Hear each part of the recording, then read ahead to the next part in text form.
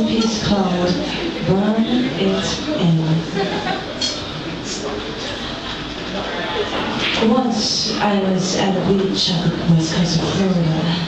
It was New Year's Eve, and the yellow moon hung over the Gulf like a swinging lantern. And I was watching the waves crash in front of me with a friend, and the moon picked up, and my friend just stared at that moon for a while, and then closed his eyes. I asked him what he was thinking. He said, I wanted to look at this scene and record it, burn it into my brain, so that I could call it up when I want to, so that I could have it with me always. Well, I too have my recorders. I burn these things into my brain. I burn these things on the pages. I pick and choose what needs to be said, what needs to be recorded. Every year, at the end of every year, I used to write in a journal, recall the things that happened to me, logging all the memories I needed to keep, because that is what kept me sane. That is what kept me alive. When I first went to college, I was studying to be a computer science engineer. I wanted to make a lot of money. I wanted to beat everyone else, because burned in my brain were the taunts of kids wearing clips so that others could do the thinking for them. Because burned in my brain were the evenings of the high school dances that I never went to. Because burned in my brain were all the people that I knew that I was better than, who felt that they were better than me. Well, yes, I wanted to make a lot of money. I wanted to beat everyone else. But I hated what I was doing. I hated what I saw around me. Hated all the pain that people put each other through.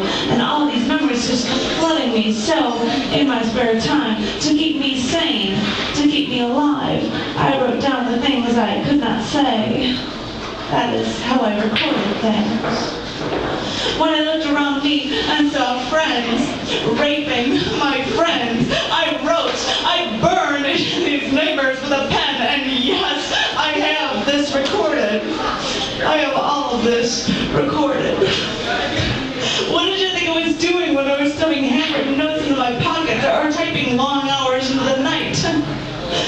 In college, I had two roommates who in their spare time would watch movies in our living room and cross-stitch.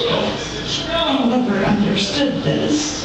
In my spare time, I was not watching others' movies or weaving thread to keep my hands busy. I was sitting at the corner of a cafe scribbling into a notebook, or I was sitting at the university computer lab slamming my hands, my fingers into that keyboard because there were too many atrocities in the world, too many injustices that I had witnessed, too many people who had wronged me, and I had a lot of work to do.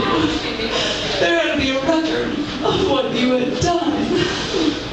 And did you think your crimes would go unpunished? I mean, did you think you could just come back, slap me on the back with a friendly hello, and think that no one would remember? Well, you see, that's what I've got my poems for, so that there will always be a record of what you have done. I have devoured many pages in your honor, you who swung your battle axe high above your head and thought that no one would remember in the end. Well, I made a point to remember. Yes, I have defiled many pages, and have you defiled many women? You, the man who rapes my friends. You, the man who rapes my sisters. You, the man who rapes me. Is that what makes you a strong man? You want to know why I do the things I do? I need to record these things. That is what kept me together when people were dying. That is what kept me together when my friends were went out to war. That is what kept me together when my friends were raped and left for dead. That is what kept me together. And when no one bothered to notice this, or care about this, or change this, that is what kept me together. I need to record these things to remind myself of where I came from. I need to record these things to remind myself that there are things to value and things to hate. I need to remind myself that there are things worth fighting for, worth dying for. I need to record these things to remind myself that I